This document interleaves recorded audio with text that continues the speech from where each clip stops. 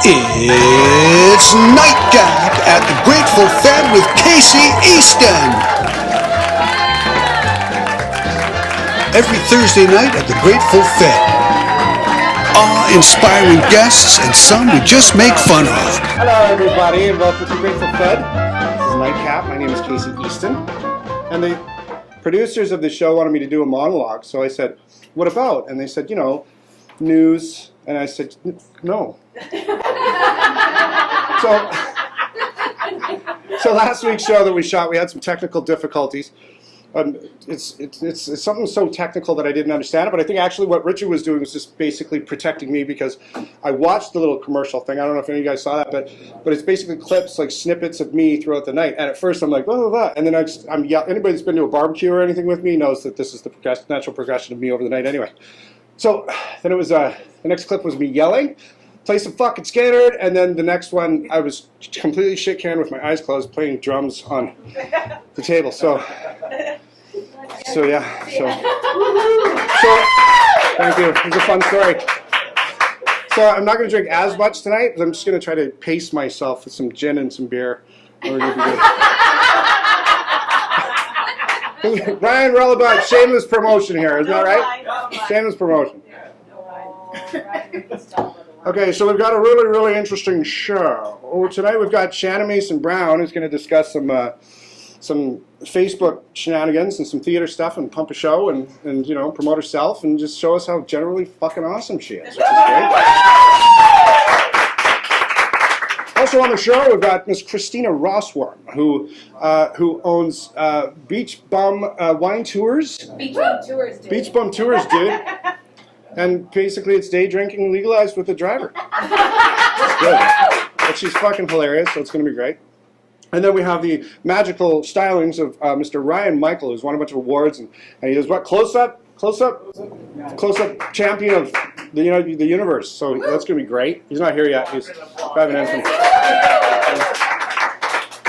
So let's bring up our first guest without any further ado. Let's bring Miss Shannon Mason-Brown. Love you. I love you. Hi. How are you? Sit. Okay.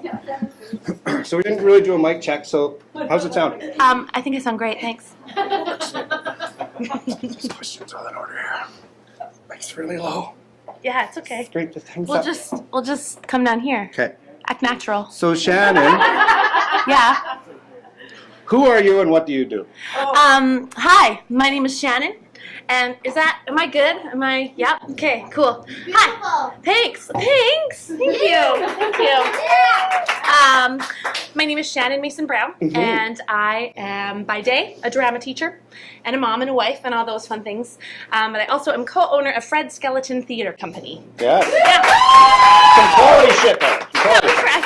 We try, trying to bring the weird and the wonderful to the Okanagan. So let's talk about Studio 9 first. Okay. What is Studio 9 and why? Okay, so Studio 9 is where I work, and it's this great little independent art school in town. So all our delightful students get all their normal, regular classes in education, math, science, socials, all that good stuff, but with an arts focus. So arts integrated through all their courses, so the kids get to spend time studying drama, music, band, digital arts, dance, other artsy things, and we try and integrate that into their curriculum. Right. So, yeah. So there's many theater terms.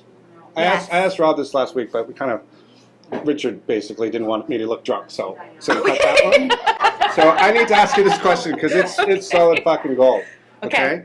So there's a lot of theater terms. Maybe you could explain to us what they are. For example, the fourth wall. Or like these are just ones that I've heard a lot that I don't really understand. The fourth wall, right? Yeah. Blocking, striking. There's another one. Casey, shut the fuck up. We're trying to do a play. Yeah. Like these are just theater terms. I don't know what they are. Standard terms. Casey, shut the fuck up. We're doing a play. It's standard. So recently, you and I have both branched out. Yes. And expanded our horizons in a way classier field than theater, which is Opera Kelowna. Yeah, we are hella classy now. Yeah. Hella classy, bitches. Yeah, so we did some work with them. We did. And it was we were like, this is gonna be a cakewalk because it's it's nothing, but it turns out Like, that it's one set. It's just painting. yeah, it's no. fine. It turns out opera's as hard as theater is. So on the last day, you remember when we were laughing so hysterically? That we were crying. Yeah. Shannon helped me with the build a little bit, so I was like, I'll help you paint. Don't worry about it. And when I was done the build, I was like, fuck, why did I say that? So we're painting this bench thing, and I was like laying down, and I was like, this painting is making me sad. And you thought that was the funniest thing ever. Even though it's not funny, but I mean, it was the funniest thing. But it was so perfect. It felt like we'd been through the trenches of this set build together, and we were like, okay, we're gonna battle it outside in the smoke, in the 40-degree heat, and rain wrecking our set. That's okay. We can do it. And the wind trying to blow down the giant set pieces onto people. The near-death experience. That was a good time. That was a really good time. So we really bonded through that trauma. We did. Sort of Stockholm syndrome kind of. We did. We should probably get counseling or something. PTSD, but it was fun. Yeah, but then Casey at the last minute is like, he's like, oh yeah, I'll help you along. And the last minute, there's one tiny staircase up on its side, and it's like 4 square inches of paint, and he's like, I don't want to do it. Drops his fucking brush and leaves. Like, you're the worst helper I've ever had. That was after 3 hours of paint in the same square. It was not. It was like 6 minutes. Well, I thought that my build was over, so I downed most of a bottle of Jameson's the night before, so I was not into it. Okay, fair. You did your best. You Thanks. did your best. I did not do my best. I didn't. I mean, I'm just being honest. Fair. So can you tell us some of the shows that you've done? Yeah. That you've performed in? Yeah, that I've performed Yeah. in? Yes. Well, if we go a few years back, I used to be heavily involved at Kelowna Actors Studio. So did lots of shows with them. Steel Magnolias, Godspell, Oklahoma. Yeah! My stage mom's in the audience. What else? Diary of Anne Frank. Did I say that one? I might have. Did I say that? Yeah. What else? Noises Off was one that was really fun to do. Yep. Yeah, so I've done like... Those are good. Yeah, so I've done like a dozen shows with them, and then shows with Bumbershoot, and then with Fred Skeleton, I was most recently in The Age of Arousal. Mm-hmm. Yeah, you were. Yeah, I was. And you got to smoke a pipe. I did. I got to smoke my pipe of power. Yep. It's like, and I got to wear this short wig because I played this woman who wanted to dress like a man. It was so scandalous. Did the show win any awards? Did you win any awards? Well, I don't know. Did I, Casey? I don't know. Yeah, maybe. Don't pay attention to these things. Maybe we did. Come but I on, don't boast know. a little bit here. Tell everybody about how awesome you Okay, we won some like set and directing, and I might have won an acting award. Yeah, I did. award winner. I did. It was very nice. So what current shows are you involved with? Well, right now, Fred Skeleton is working on this little ditty called Hedwig and the Angry Inch. They are. Yeah, one of the coolest fucking shows ever. It is. It really is. It's such a cool show. So that brings me into our lovely little segue. Okay, that's a good segue. You're all Thanks. natural. I thought it was. Especially since I said it was a segue. Fucking killing it right now. I know I do really well on camera. I'm very natural. So you guys had a little ad Yeah. on the Facebooks, Yeah, we did. and it was a picture of Mr. Thomas Fournier, a very talented young singer and actor. Yeah, heckin' talented. And can we both just do an impression real quick of this vile, filthy picture that they pulled up? Ready. It's going to be sexually Okay, offensive. ready? Go. Oh, ready. Oh my god. Oh, I'm so good. I know.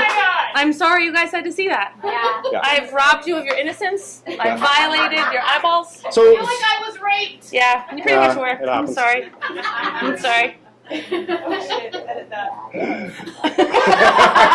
I can't enough again with the hashtag jokes.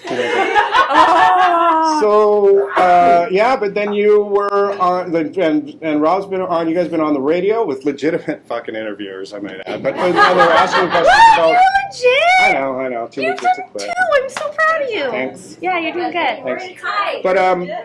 I got a tie. I'm wearing a tie. I did notice when I walked in, I was pretty impressed. I was like, oh crap. I'm just wearing my standard You all look- no, black. you look great. Okay, thanks. Look great. Fishing for compliments. Thank What you. were we talking about? There? We were talking about Thomas's really a sexually offensive face. Yeah.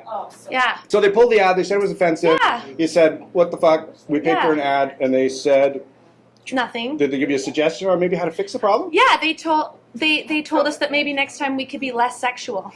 Is that what they said? I thought they said show less skin or something. Yeah, they were like, well, okay, so we posted the ad, had been up for 2 weeks, and so we assumed someone complained and reported it, because then they were like, someone has reported this is offensive, Well, I we're think if they were like it's too sexual, then I would think honestly, pretty much every picture of me on Facebook, I should be shut just down. you constantly, just like oozing sexuality, That was my girlfriend laughing laughing. so Anyway, enough about me. Back to you. No, it's all good. It's all good. So basically someone complained, and so we got a message from Facebook saying, we've had a report that your photo is too sexually offensive. We take this really seriously at Facebook. Anything that shows too much skin or cleavage, even for an educational purpose, is not tolerated. Right. But what's interesting is that it's only the skin of his face. Yeah. He doesn't have cleavage. No. And but apparently faces are too offensive on Facebook. When they're that sexy, they are. Yeah, stupid sexy fornies. So Rob did an interview. I listened to it before I came out. It was great. I think he fielded it perfectly. But you had one as well, so I'm just going to go ahead and play a little bit of that one. Oh, okay. Okay, this is great. I love this interview. It's the best interview I've ever heard in my life. It's a pleasure to welcome to AM 1150 I love this. Shannon Mason Brown, who's the director of the Fred Skelton Theater production of Hedwig. Shannon, good morning to you. Good morning. How are you? Fine, thank you. So, listen, for the purpose of my audience, I need to do something that I don't usually do, which is go into the past to talk about the past to give credibility to the future. Can you guys hear this? You can hear it, right? Loud and clear? If memory serves me right, you were the folks that produced One Flew Over the Cuckoo's Nest. Yeah. Yes, we were. Good answer. I sit here in awe.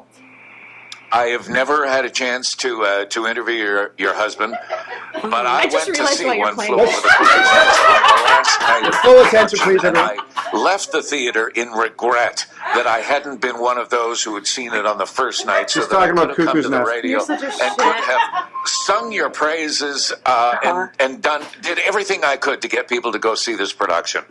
Oh, well, thank you so much. I'm glad you came to see it, and I'm really glad you enjoyed it. It means a lot. It's nice that he made it all about you. That's real did nice. so much to bring hosts do that. movie, which I Make had it about seen their guests, a not themselves. Hey, long I'm time playing- ago when I'm playing Jack your Nicholson interviews without you. was the star in Right. One Flew Over the Cuckoo's Nest. And whoever it was that you put into the role of Jack Nicholson brought that entire movie to life, brought the character to life. tied the whole thing Who was that? Because he was phenomenal. There's a very talented local actor named Casey Easton. That's right. So him and the team on that show were such high caliber artists that live here in this city. So it was really incredible to get to work with them. Yeah, Casey was amazing. Okay. Listen, it goes on from there. It goes on from there. I think you guys get the general idea. I don't want to take up everybody's time here. So anyway, I thought that was just fucking lovely. Thank you. Thank you. What did you want to be when you grew up, when you were in Prince George?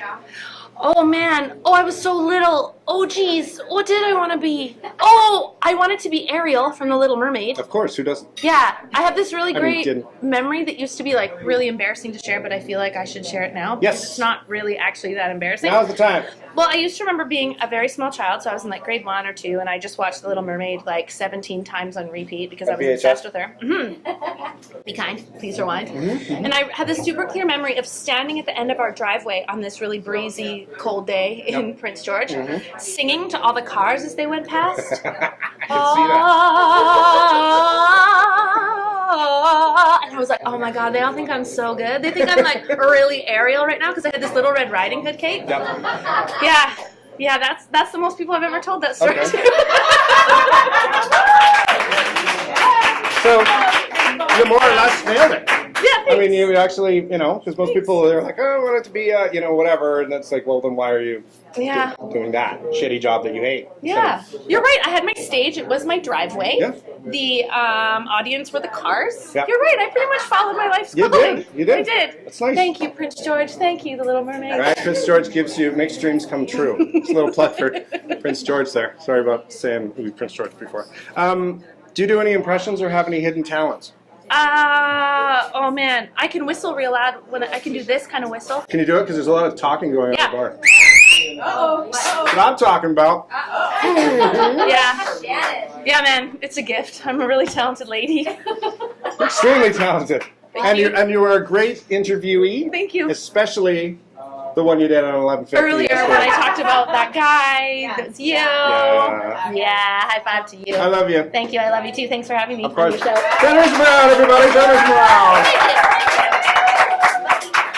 We're going to have a little break. See you in a bit. Nightcap at the Grateful Fed with Casey Easton. Reserve your seats now.